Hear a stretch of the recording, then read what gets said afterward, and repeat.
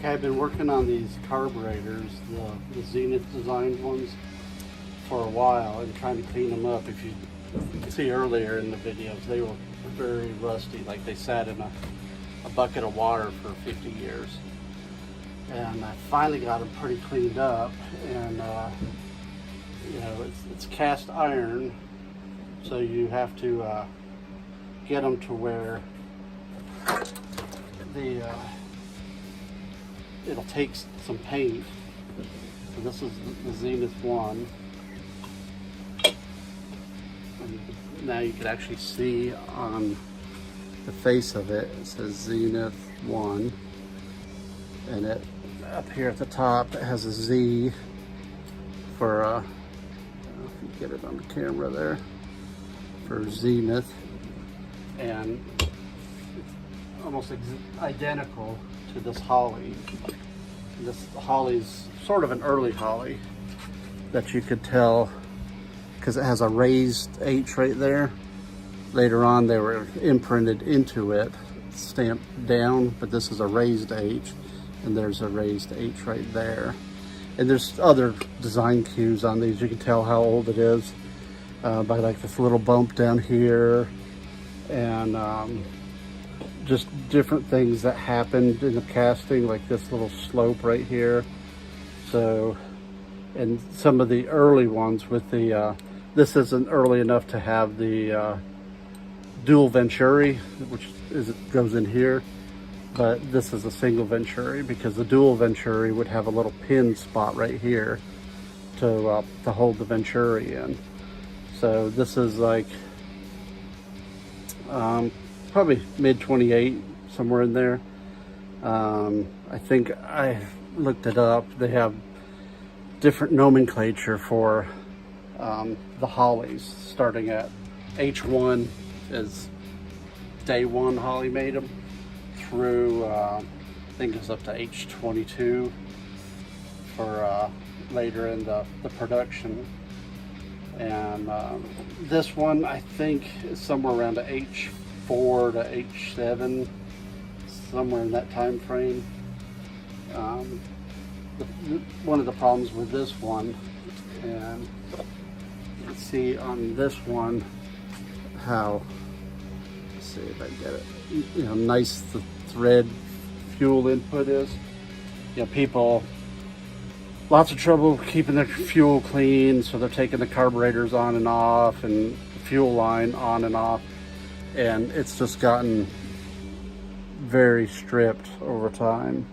There's a little bit of thread still left on it. Actually, over here there's a pretty good thread on it.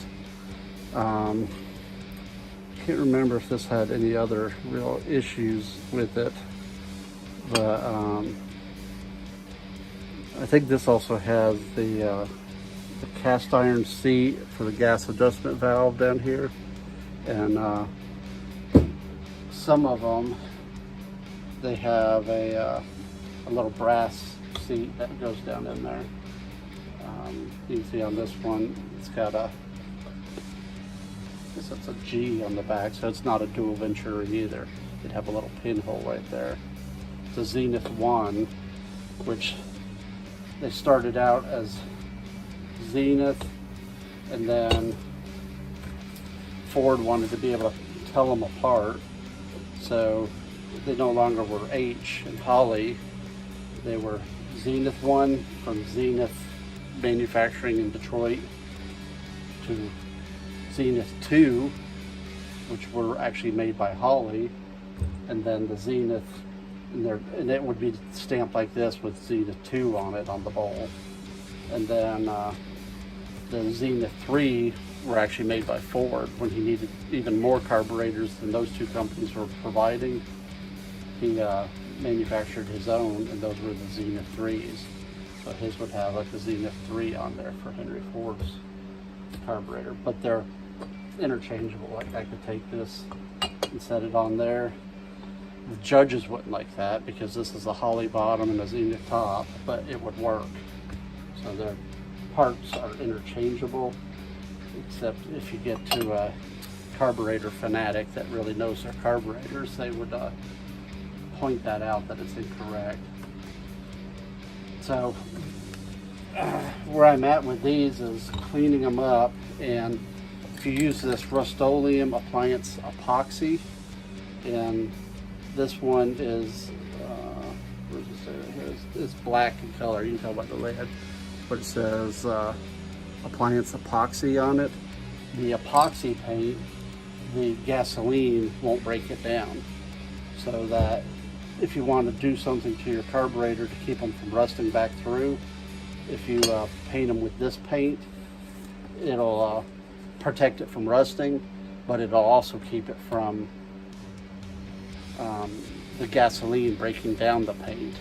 So that's why you use the epoxy paint instead of just, you know, I have just regular mineral-based black Rust-Oleum paint, but if you spill gasoline on it, it'll start breaking down your paint. So anyways, that's where I'm at with these. Is I'm got them about as clean as they're going to get. Got the jets out of them, which was a fight, and I think what I'm going to do is clean them up a little bit and probably mask off or plug off the ports, so that we don't have issues with getting the epoxy paint in there and then them not wanting to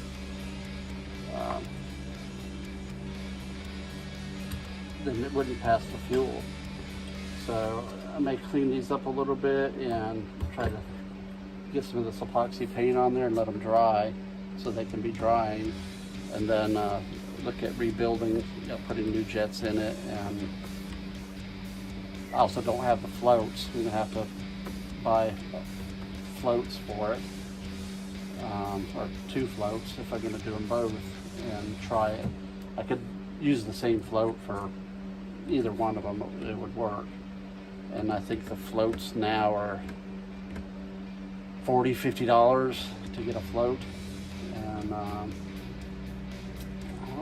I may need some other stuff that didn't come in my jet kit.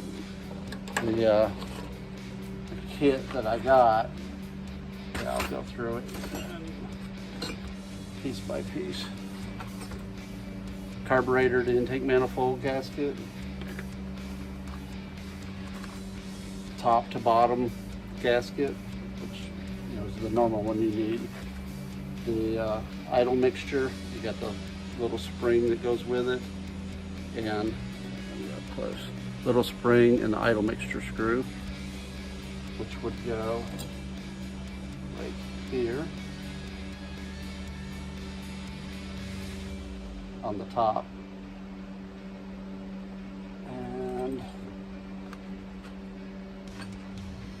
a gasket and the float valve. So I'll show you where that goes. You put the gasket on, set that right in there.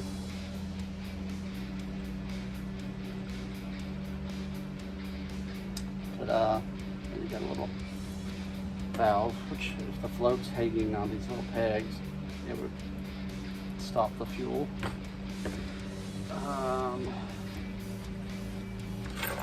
And you got these other valve jets to go in there.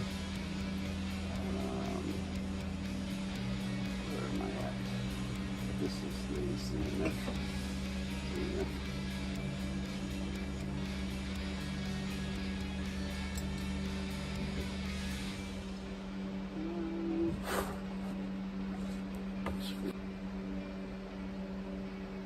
And that has a little gasket on it.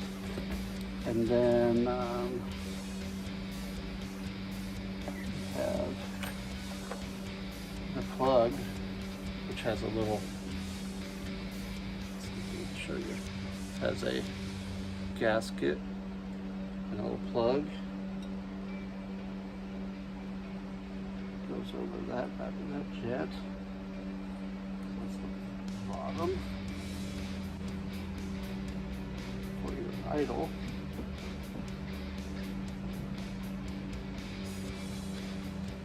Goes right there,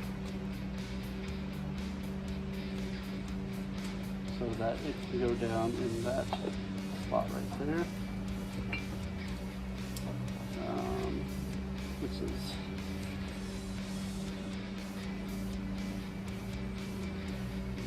that.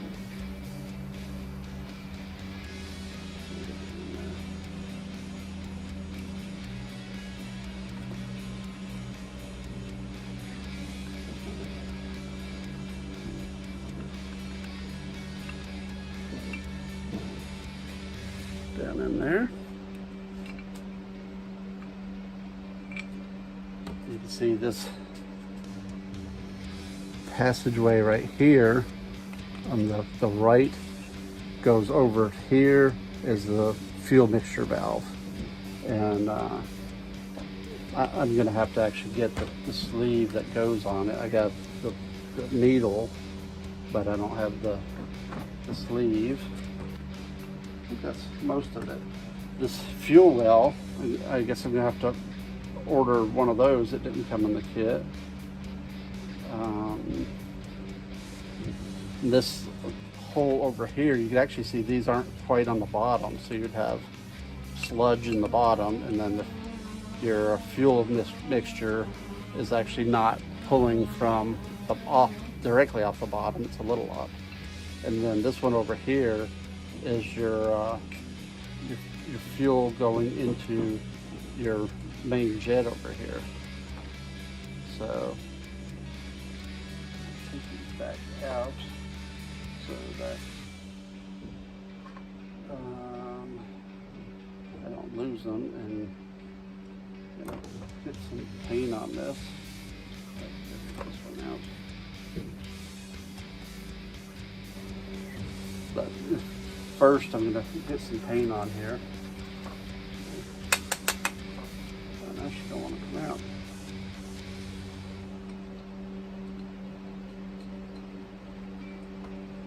There she is. And I got this thing stuck in there. One of my gaskets is stuck down in there. There we go.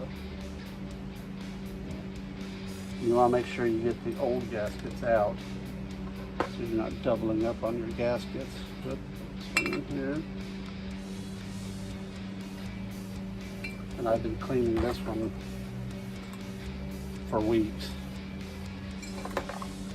So I've got it pretty clean in there. I don't know if I can, during post editing, I can pull up put a little, or maybe up here, the before and after. And then once I get this epoxy paint on there, it'll look nice and clean and won't rust. Mostly won't rust. So that's the gasket kit I have, but as you can see, I'm going to have to get right here is a fuel well that goes in there, and then your, I already took it off, your idle jet dips down in there, and then your idle mixture screws up here. I don't know if you can see it on here. If you look very carefully, let's see, where is it? It's right there. I don't know if you can get it on the camera or not. There's a little port right there. So when you plug over this and blow, or plug over this one and blow air into there, into this slot right here, plug that, get air into that, you should have air coming out that little side port. That's where your idle fuel comes from. So you need to make sure when you're cleaning it, maybe if I get a light in there.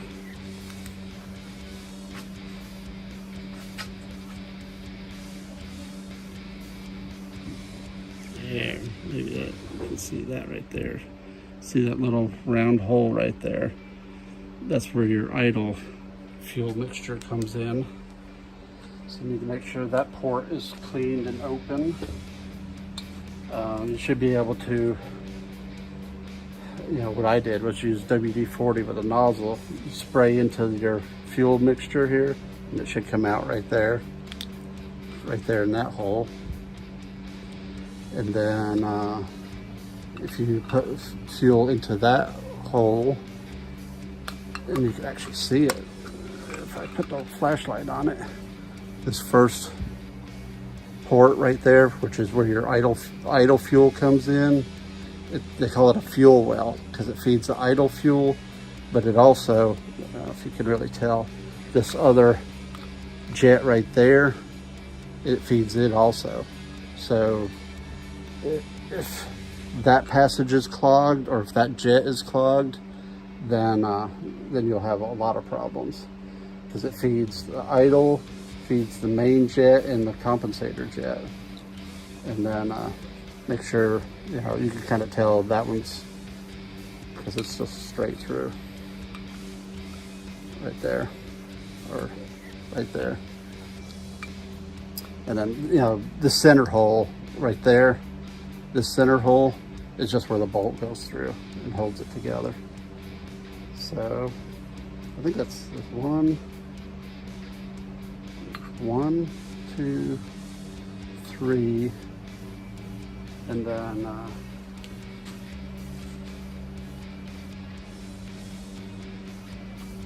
your idle mixture up here. The center right here is where the bolt actually bolts it together. So it should be threaded, and check the threads on it, clean them out, or lightly use a tap and clean them out so you don't strip it. This is obviously where your fuel inlet comes through, and well, actually your fuel goes this way, and then your filter device screen goes here, but you should be able to look through there and get it nice and clean. I got it pretty clean. So that's about it. The other things is the shafts and the butterfly shafts, like on this for the throttle shaft, and the shaft on this one for the choke. Right there, it goes all the way through. But you need to check the fitment of the shafts.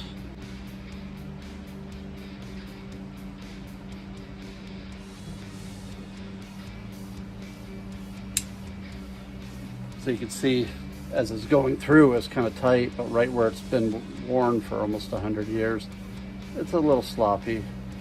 I'll have to think about it.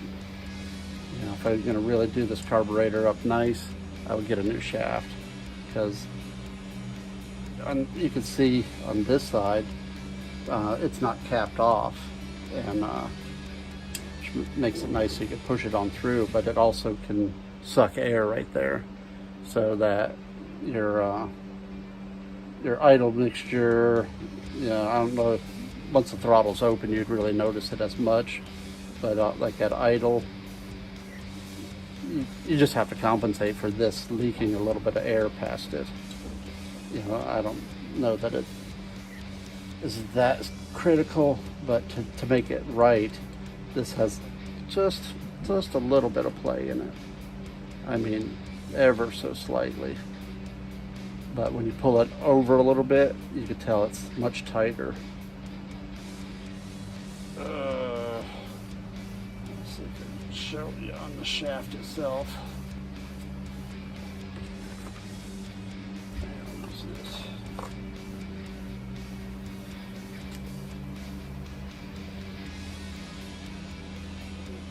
When you look at the shaft itself, you see this section right here is worn, and over here is worn. So it's a little thicker through here, but I mean just slightly, ever so slightly worn. And the other shaft for the choke rod.